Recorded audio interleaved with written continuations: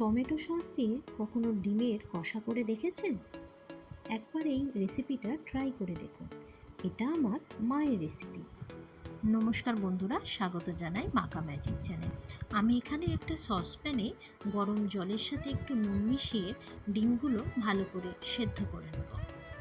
ডিমগুলো সেদ্ধ হয়ে গেলে এর মধ্যে আমি ছুরি দিয়ে ডিমের গাগুলো একটু চিড়ে দেবো। এরপর ডিমের ওপর আমি নুন, হলুদ আর একটু শুকনো লঙ্কা গুঁড়ো দিয়ে দেবো। ডিমগুলো এই মশলার সাথে ভালো করে মাখিয়ে নেব। তারপর আমি একটা কড়াতে সর্ষের তেল দিয়ে ভালো করে তেলটা গরম করে ওর মধ্যে একটু নুন দিয়ে ডিমগুলো ভেজে নেব। ডিমগুলো ভালো করে ভেজে নিয়ে আমি একটা পাত্রে তুলে রাখবো।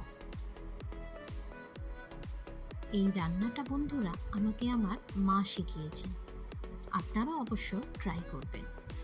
ডিম ভাজার ওই তেলের মধ্যে আমি পেঁয়াজ কুচিগুলো দিয়ে দেবো। পেঁয়াজ কুচিগুলো একটু লাল লাল করে ভেজে নেব, বেশি লাল লাল করে কিন্তু ভাজবো না। তারপরে পেঁয়াজ ভাজার মধ্যে আমি টমেটো কুচি দিয়ে দেবো। টমেটো আর পেঁয়াজ যখন একটু ভাজা হয়ে যাবে তার মধ্যে আমি পরিমাণটা একটু বেশি রসুন দিয়ে দেবো, আর আদা বাটাটা এখানে একটু কম দেবো।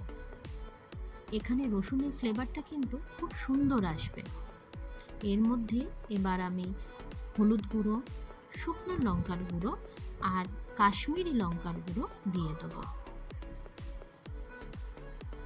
এই মশলার সাথেই আমি টমেটো সসটাও দিয়ে দেবো।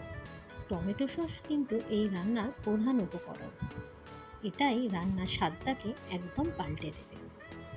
মশলাটা কষা হলে আমি এখানে একটু গরম জল দিয়ে দেবো।